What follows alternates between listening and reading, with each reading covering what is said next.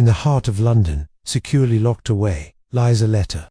A letter written by a queen facing death, not to plead for her own life, but for someone far more precious. This is the story of Anne Boleyn's final, defiant act to mother's love, reaching across centuries. History often paints Anne Boleyn as a cunning, ambitious woman who clawed her way to the throne, only to lose her head when she failed to produce a male heir for King Henry VIII. But what if that's only half the story? What if her greatest role wasn't as a queen, but as a mother? Let's travel back to the terrifying spring of 1536. Queen Anne is arrested, torn from her 3-year-old daughter, Elizabeth, and thrown into the grim Tower of London. The charges are shocking: adultery, incest, and treason. The evidence, flimsy, fabricated, and extracted through torture. The trial is a sham, orchestrated by her enemies. In a devastating betrayal, her own uncle, the powerful Duke of Norfolk, presides over the court, ready to sacrifice his niece to safeguard his family's standing. Anne, the once dazzling queen, is completely alone, surrounded by wolves. In those final, terrifying days, trapped within the cold stone walls of the tower, Anne's thoughts weren't consumed by her own fate. Her heart and mind were fixed on one person, her little girl, Elizabeth. Stripped of her title as princess and declared illegitimate, Elizabeth's future was now as precarious as her mother's life. What would become of her? Would she be forgotten, cast aside, or worse?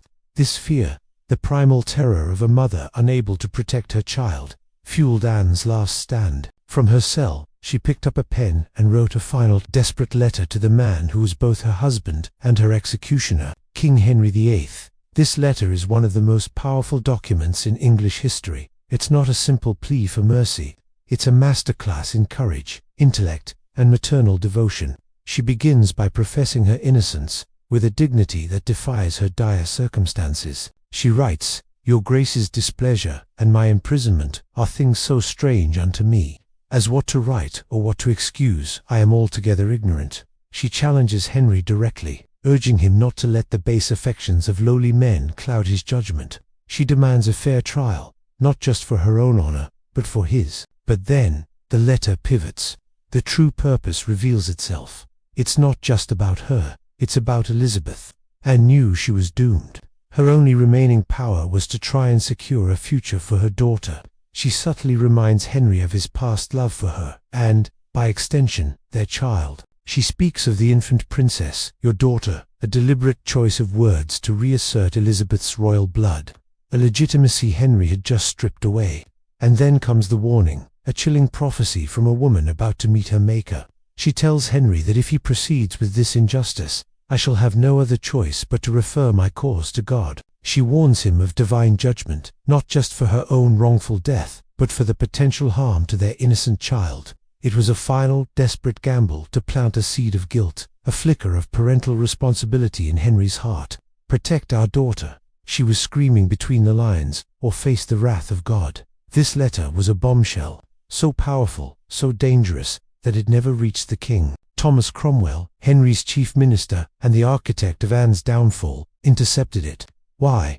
Perhaps he feared it might actually work. Perhaps Anne's words were so potent they could have swayed the volatile king, undoing all of Cromwell's meticulous plotting. Or maybe he simply couldn't risk Henry seeing the raw, undeniable truth of his own cruelty reflected back at him. So, Cromwell hid the letter. It was filed away, a secret testament to a mother's love, meant to be lost to history.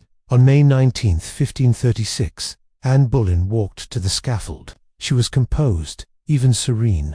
Her final words were a forgiveness for her enemies and a prayer for the king. She never mentioned her daughter by name. It would have been too dangerous. But every person present knew who was in her heart. Following her execution, Henry VIII launched a campaign to erase Anne from existence. Portraits were burned, her initials were scrubbed from palace walls, and her name was forbidden to be spoken at court. She was to be a ghost, a footnote, a forgotten queen. Elizabeth grew up in a world where her own mother was a forbidden topic, a source of shame and danger. But you can't erase a love like that. Miraculously, Anne's last letter survived. It was discovered years later, tucked away in Cromwell's personal files, a ticking time bomb of truth. And more importantly, Anne's legacy lived on through the very person she died to protect.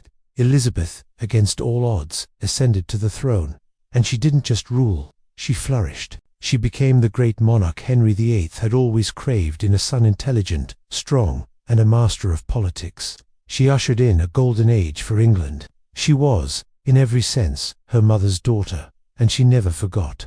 While she couldn't speak of it openly, Elizabeth commemorated her mother in secret, powerful ways. She wore a locket ring, which opened to reveal two portraits, one of herself and one of a constant, hidden reminder of the woman who gave her life. She owned pendants and jewelry bearing symbols associated with the Boleyns. Even some of her official portraits are thought to contain subtle nods to her mother's imagery. It was a silent, lifelong tribute. Henry tried to erase Anne, but Elizabeth ensured she would be immortal. The story of Anne Boleyn is more than just a tale of ambition and tragedy. It's the ultimate story of a mother's sacrifice. In her darkest hour, facing a brutal end, her final act was not for a crown, not for her own life, but for her child. That last letter wasn't the plea of a fallen queen. It was the roar of a mother protecting her cub. And in the magnificent reign of Queen Elizabeth I, that roar echoed through history, a testament to a love that even a king's fury could not destroy. Thank you so much for watching. If you found this story as moving as I did, please hit that like button and subscribe for more hidden histories. Let me know in the comments what you think about Anne's final act of courage. See you next time.